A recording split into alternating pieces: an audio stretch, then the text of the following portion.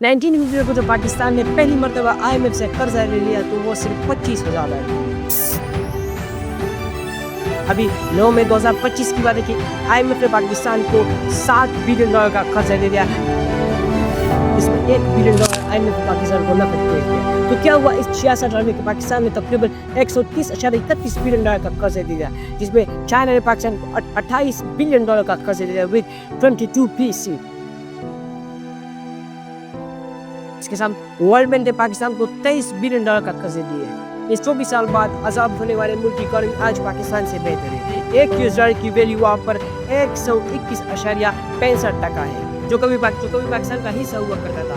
47 साल वहाँ में लड़ने वाले मुल्क जो कि अमेरिका ने तकरीबन 20 साल तक अमेरिका ने वहाँ पर हुकूमत की, आज उस मुल्क में $1 की कीमत $69.40 है। 29.40 अफगानी, जो कि हिंदुस्तान से भी ज़्यादा है। हमसे एक दिन बाद आज़ाद होने वाले मुल्क की आज GDP दुनिया के सबसे चौथी नंबर पर GDP है, जो कि तकरीबन $4.19 ट्रिलियन है। नेब के मुताबिक करप्शन सबसे बड़ी वजह है इकोनॉमी की गिरी हुई सूरत की। $376 बिलियन GDP के साथ पाकिस्तान की 42वीं नंबर है पाकिस्तान की इकोनॉमी रैंक, जो कि बांग्लादेश से भी कम है। जब मरियम नवाज से पूछा गया कि आपके वालिद नवाज शरीफ ने सन 1990 में तोशा खाना से आपके लिए मर्सिडीज गाड़ी निकलवाई थी, लेकिन मरियम बीबी ने उस सवाल को इग्नोर किया। जब मंसूर अली खान ने इस सवाल के डिटेल्स मरियम नवाज के सामने एविडेंस सामने रखे तो मरियम नवाज ने कहा कि शट द कैमरा ऑफ, कैमरे को बंद करो। The UAE royal family and the value of the car declared as rupees 3.5 million in the tax year 2009-2000 was declared to be sold on a profit of rupees 19.66 million. तकरीबन 2 करोड़ रुपए की आपने वो गाड़ी बेची in the year 2011-12। आप pictures इसको video तो नहीं कर रहे हैं? बंद कर दें जरा प्लीज कि जब खुशामदीद दोस्तों, दोस्तों पाकिस्तान को हर तरह के नाम से पुकारा जाता है कि पाकिस्तान एक भिखारी मुल्क है, पाकिस्तान बेघर है, पाकिस्तान के पास खाने के लिए आटा नहीं है। तो क्या ये वाकई पाकिस्तान भिखारी है? और अगर है तो क्यों पाकिस्तान भिखारी मुल्क बन गया? क्यों पाकिस्तान के वजीर आजम तुर्की जाता है कि हम मांगने के लिए नहीं आए, हम हमारी मजबूरी है कि हम ये कर रहे हैं। और मैंने यही कहा जब मैं आया हूं तो आप समझेंगे शायद ये मांगने आया है। मैं मांगने नहीं आया, लेकिन मजबूरी है हमारा। जिस तरह माजी में 75 साल में आपने हमारा हाथ बटाया है, कुछ अर्सा आप हाथ बटा दें। तो मैंने कहा मैं वादा करता हूं कि इंशाअल्लाह हम पूरी कौम हम मिलकर दिन रात मेहनत करेंगे, पसीना कराएंगे, अपने पाँव पे खड़े होंगे इंशाअल्लाह, जरूर खड़े होंगे इंशाअल्लाह। क्यों पाकिस्तान के वजीर आजम दुबई के जाते हैं और वहाँ के शेखों के साथ गले मिलता है, उसके आगे हाथ फिराते कि हमें कुछ पैसे नहीं? क्यों पाकिस्तान IMF से 24 मरतबा IMF के पास गया कि हमें कुछ पैसे दे दी? तो आइए आज की इस वीडियो में पाकिस्तान के इस गिरी हुई इकोनॉमी पर एक नजर दुड़ा दे कि क्या वजह बन गया कि पाकिस्तान की इकोनॉमी गिर गई। एक वक्त था कि पाकिस्तान ने जर्मनी को लोन दिया था और आज वो पाकिस्तान 24 मरतबा IMF की तरफ जा चुके हैं कि हमें कुछ पैसे नहीं। तो आइए आज की सूरत में जानते हैं। करप्शन सबसे बड़ी वजह है इकोनॉमी के डाउनफॉल की। किस तरह आप लोग करप्शन किस तरह इकोनॉमी पर असर डाल? जी हाँ, करप्शन सबसे बड़ी वजह है। मैं आपको एक एग्जांपल देता हूँ। अगर आप एक घर बनाते हो और आप एक ठेकेदार हो और आपको मालिक तकरीबन 1 करोड़ रुपए दे ले और आप उस 1 करोड़ रुपए में 25 लाख रुपए अपने जेब में डालो, जो बाकी 75 लाख रुपए है वो आप घर पर लगाओ, तो क्या वो घर बन जाएगा? क्या उस घर की नीड्स पूरी होंगी जो घर के लिए रिक्वायर्ड है? नहीं ना, घर के नीड्स पूरे नहीं होंगे क्योंकि आपने 25 लाख रुपए अपने जेब में डाले और 75 लाख पर घर क्या बनेगा? आप उसको सीमेंट चाहिए, उसको रेत चाहिए, हर चीज चाहिए, उसको ईंट चाहिए, तो 75 लाख रुपए पर तो घर नहीं बन सकता। तो इसी तरह पाकिस्तान की भी बात है कि पाकिस्तान IMF से कर्जा लेता है, लेकिन जो हमारे हुक्मरान है वो उसमें करप्शन करते। यानी पाकिस्तान IMF को कहता है कि हमें पैसे दे दो, हमें चाहिए हमारे पाकिस्तान में आटा खाने के लिए रहे, हम तिजारत करेंगे, इसे ट्रेड करेंगे। बट पाकिस्तान की सरकार, पाकिस्तान के लीडर्स उन पैसों को इसी तरह काट कर अवाम पर लगा दे, फिर कह दे कि इन्फ्लेशन बढ़ जाती। तो इसी तरह करप्शन सबसे बड़ी वजह है इकोनॉमी की डाउनफॉल है। या कोई एग्जांपल लेता नवाज शरीफ, आसिफ अली जरदारी। नवाज शरीफ पर 2018 में एलिगेशन लगा कि इसने $10 मिलियन पाकिस्तान से बाहर भिजवाए। एवन फील्ड का जो नवाज शरीफ का लंदन में घर है उसकी कुल कीमत 13.1 ملین ڈالرز ہے. نواز شریف پر 10 سال تک قید کی سزا سنائی گئی with 10 ملین ڈالرز. کیا آپ نے یہ پوری کرنی ہے؟ تو لوگ خوش ہو گئے کہ نواز شریف ایک چور ہے اور اس کو عدالت نے پکڑ لیا. جوڈیشری سسٹم پاکستان کا پاورفل ہے. اس وقت لوگ یہ سمجھ رہے تھے، لیکن جب نواز شریف کو جیل میں ڈالا گیا، نواز شریف میں 3 دن گزارے، اس نے بہانہ بنایا کہ میرے دل میں پلیٹلیٹس کم ہے، تو وہ سیدھا جہاز پکڑ کر لندن چلا گیا. Accountability Court has announced its verdict in the corruption case against Nawaz Sharif, the former Prime Minister of Pakistan. Nawaz has been sentenced to a 10-year jail term. تقریباً 100 ملین ڈالر اس نے چرائے تھے نواز شریف پاکستان کو. جو even field تھا وہ اس نے کہاں سے لے لیا؟ نواز شریف ایک لاہور کے چھوٹے سے قصبے سے اٹھ کر ایک سیاست میں کھڑا ہوا تھا. وہ یہ کہہ رہے کہ ہمارے آباء و اجداد، ہمارے ماں باپ شوگرز مل کرتے تھے. شہباز شریف کہتا ہے کہ میرے پاپا غریب ہے. نواز شریف کہتا ہے کہ میرے پاپا ایک امیر گھرانے سے تعلق رکھتے تھے. تو دو چور ایک وقت میں بھی سچ نہیں بول سکتے. تو نواز شریف کے ایون فیلڈ کا جو گھر ہے وہ 13.1 ملین ڈالر کا. اسی طرح جب مریم نواز سے پوچھا گیا کہ آپ کے فادر نواز شریف نے 1990 میں آپ کے لیے توشہ خانے سے ایک مرسیڈیز گاڑی نکلوائی تھی، لیکن وہ اس ایلیگیشن کو ڈینائی کرتے کہ یہ الزام ہم پر جھوٹی ہے، ہم نے کوئی بھی کرپشن نہیں کی. اور مریم بی بی اس انٹرویو میں کہہ دیے کہ کیمرے کو بند کرو، کیونکہ وہ سچ کو نہیں برداشت کر سکتی. اور آج وہ لوگ مریم نواز کو ایک ووٹ دے دے کہ یہ ہماری چیف منسٹر بن جائے گی، پنجاب ترقی کرے گا، خاک ترقی کرے گا پنجاب. کہ ایک ایسے چور کو آپ پر مسلط ہے کہ وہ لائیو ٹروتھ بھی برداشت نہیں کر سکتی. اسی طرح زرداری نے 300 لوگوں کے الگ الگ نام پر باہر پیسے بھجوائے سوئس بینک میں. وہ منی لانڈرنگ کرتا ہے. اس نے منی لانڈرنگ 300 ملین ڈالر. ٹیلی گراف کے ایک رپورٹ 2017 کے مطابق کہنا ہوا کہ آصف علی زرداری نے 300 ملین ڈالر بھجوا کر باہر ملک سوئس بینک پہ الگ الگ لوگوں کے ناموں کے بینک پر. وہ الگ لوگ وہ بہت سارے گروپ بناتا تھا اور اس پیسوں کو باہر بھجوا کر اپنے اکاؤنٹ سوئس بینک میں جمع کراتا تھا. یہ 2008 میں اس نے منی لانڈرنگ کی تھی.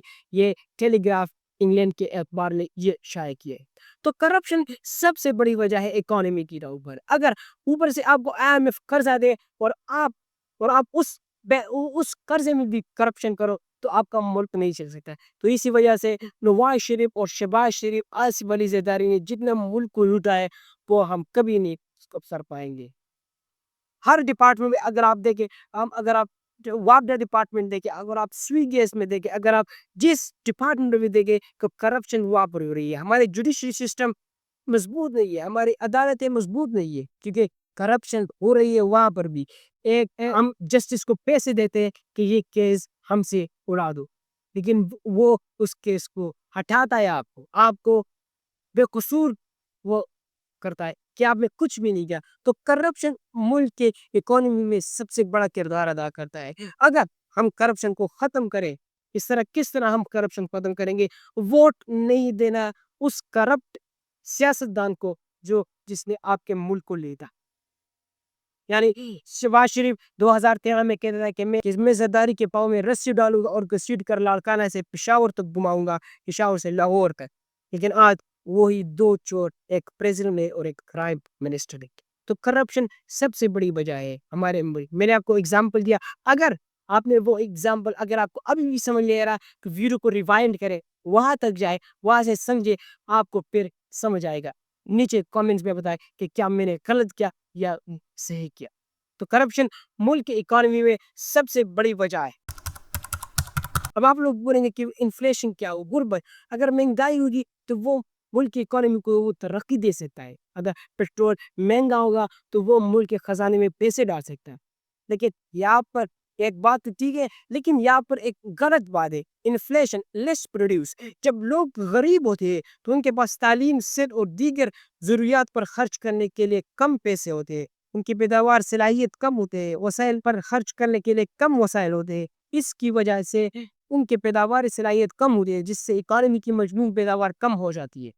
اگر لوگوں کے پاس پیسے نہیں ہے انویسٹ کرنے میں تو وہ ملک کی اکانومی کس طرح ڈیولپ ہو سکتی ہے؟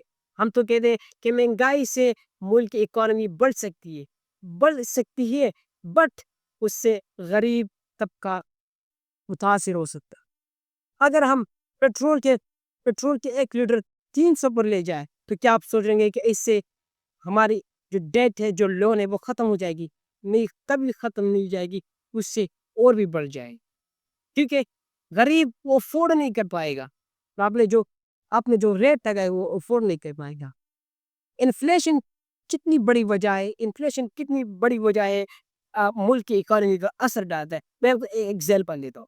ایک غریب بندہ جس کی تنخواہ 30,000 روپے ہو, چاہے وہ گورنمنٹ امپلائی ہو یا سرکاری امپلائی ہو یا پرائیویٹ امپلائی ہو, اس کی تنخواہ اگر 30,000 ہو اور گھر کی رینٹ 10,000 روپے, اس طرح اگر آپ اس پر بجلی کی بل بھی ڈالو تو یعنی 10,000 روپے بجلی کے بل بھی ڈالو, اور وہ جوائنٹ فیملی میں رہتا ہو, تو اس کے بچے, ایک بیوی, ایک فلیٹ میں ہی رہتا ہو, تو کیا وہ پاکستان کی اکانومی میں وہ اپنا رول ادا کر سکتے ہیں؟ نہیں, کہ وہ اپنے نیڈ پورے نہیں کر سکتی.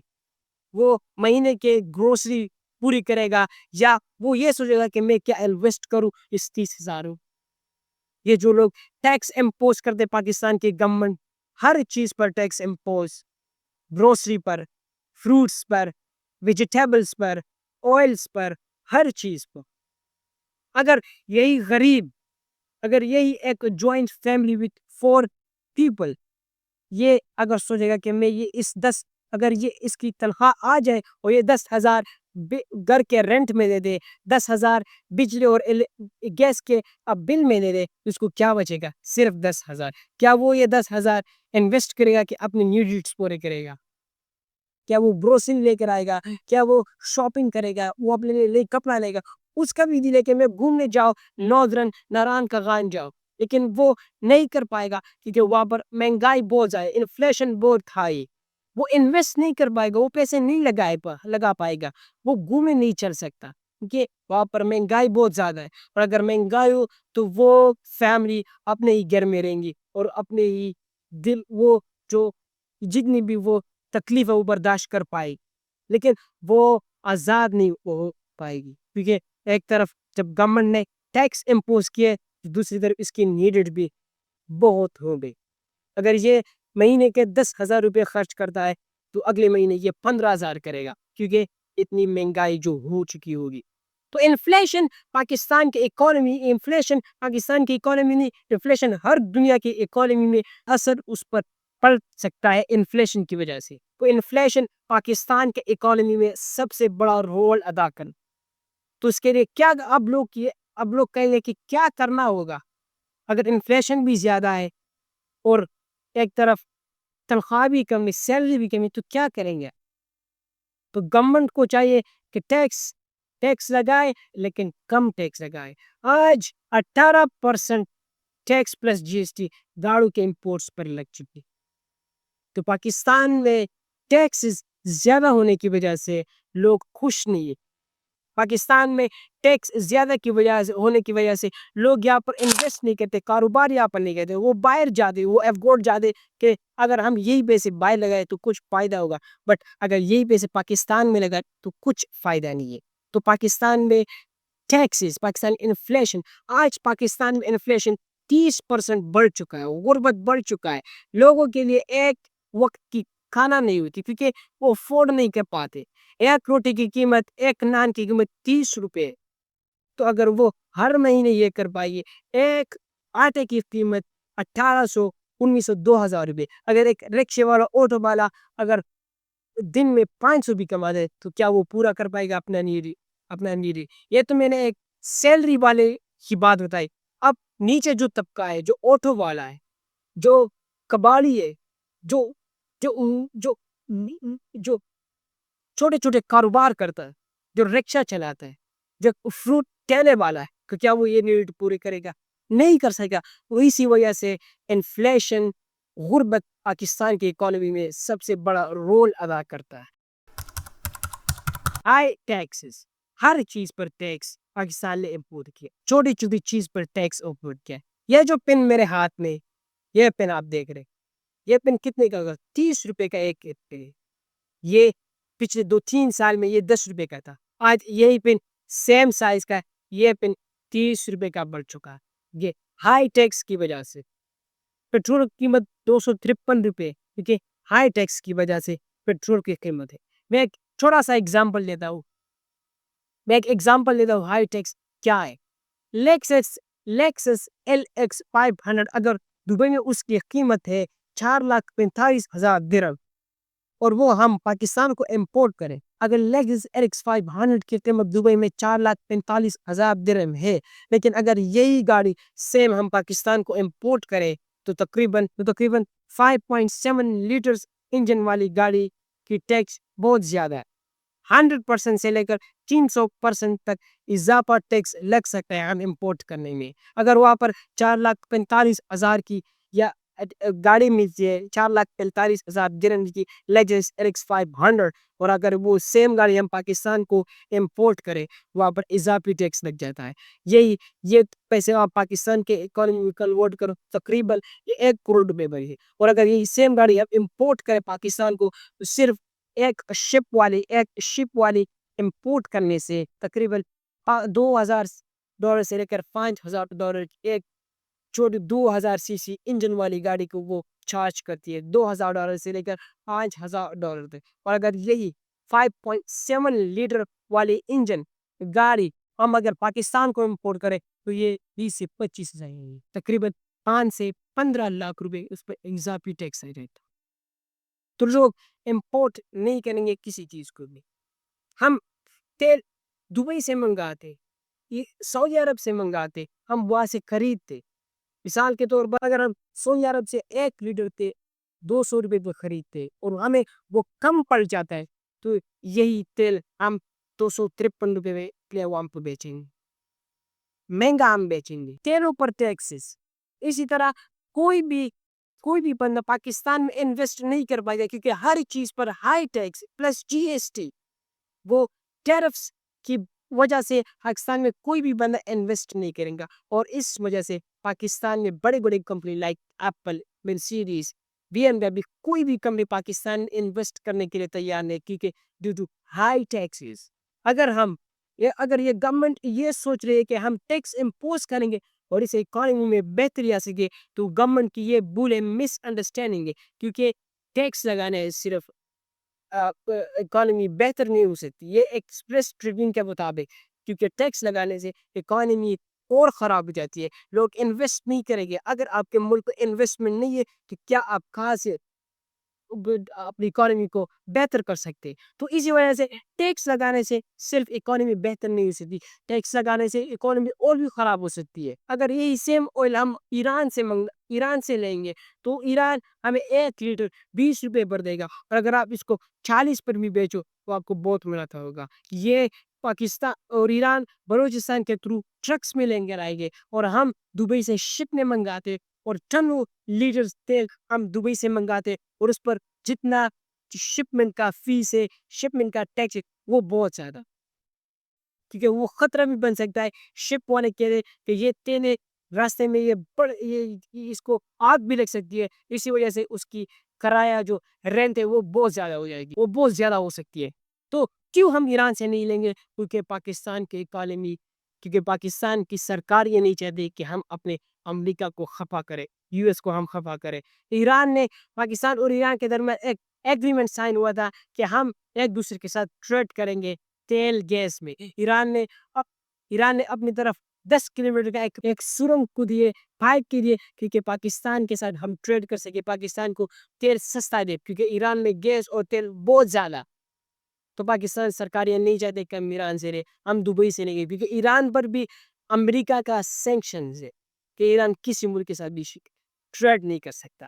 تو اسی وجہ سے آج پاکستان میں پیٹرول کی قیمت پہ 1 لیٹر پیٹرول 253 روپے ہے، اور اگر سیم یہی پیٹرول ہم ایران سے منگائیں تو یہ ہمیں 100 روپے لیٹر پڑ سکتا ہے، لیکن پاکستان کی سرکار بھی چاہتی نہیں ہے کہ ہم یہ کریں۔